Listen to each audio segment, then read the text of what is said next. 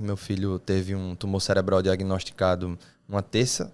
Ele era muito bem, mas foi de uma terça para uma quinta-feira a gente já está operando. Era um tumor de cerca de 4 centímetros. E precisava realmente dessa urgência.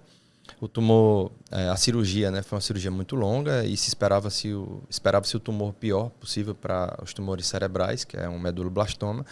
E depois a gente teve um diagnóstico que foi um astrocitoma, que era um tumor grau 1, que era o tumor mais simples possível. Ou seja, a gente saiu de um prognóstico péssimo para um diagnóstico ótimo, dado que a gente tinha. E isso já poderia, inclusive, ser contado como um milagre. Sim. Mas depois da recuperação do Gabriel, foi uma recuperação muito boa. Ele com 15 dias saiu do hospital. Porém, no dia seguinte, ao chegar em casa, ele teve uma parada cardiorrespiratória, né? E a gente chegou no hospital quase com ele sem vida. Ele ficou em 8 minutos em parada cardíaca dentro do bloco cirúrgico, né? E os médicos poderiam, inclusive, já terem desistido dele, mas graças a Deus não desistiram. Depois disso, né, ele voltou, mas voltou em coma. Dentro das escalas de coma, ele estava na pior, que é a escala anterior à morte. E assim ele ficou por alguns dias, né, no hospital.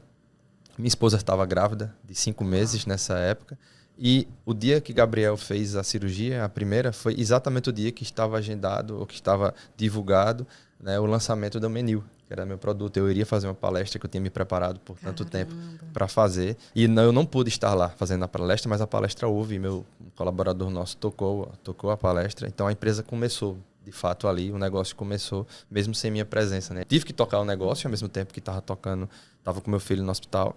Ele teve dias péssimos, né? As notícias que a gente tinha eram sempre piores, dia após dia, né? A nossa fé muito firme, muito convicta de que ele iria sair.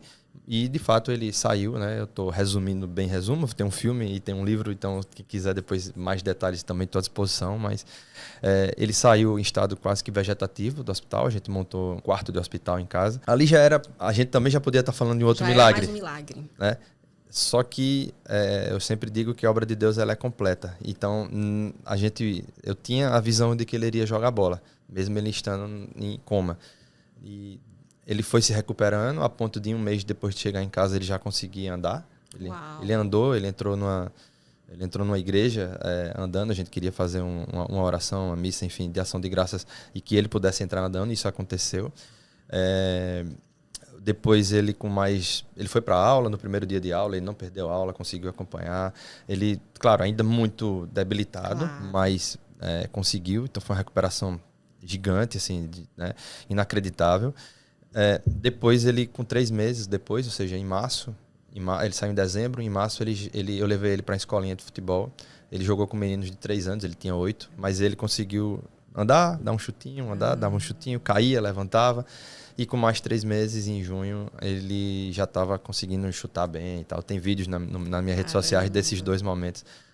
Foi algo que pra gente foi assim, inexplicável, tanto que virou um livro, virou um filme, né? Se fosse explicável, talvez não tivesse acontecido. É um milagre que a gente viveu e que tem total relação com minha vida profissional, porque, veja, tudo que a gente viveu ali não tem como a gente apagar e não tem como a gente não absorver e trazer isso para o nosso dia a dia, né? Tanto é que minha esposa já era psicóloga, só que não exercia, e ela de fato passou a exercer, entende como uma grande missão, porque a missão é de ajudar outras pessoas. Ela ajuda como psicóloga, eu ajudei durante meu trabalho e agora ajudo como mentor. Então a gente de fato está nessa missão de ajudar, de apoiar, e fizemos disso nossos trabalhos, né? Não tem como ser diferente depois do tanto que a gente... Missão de vida, Marcos? Que história linda, inspiradora, né, vida? Inexplicável.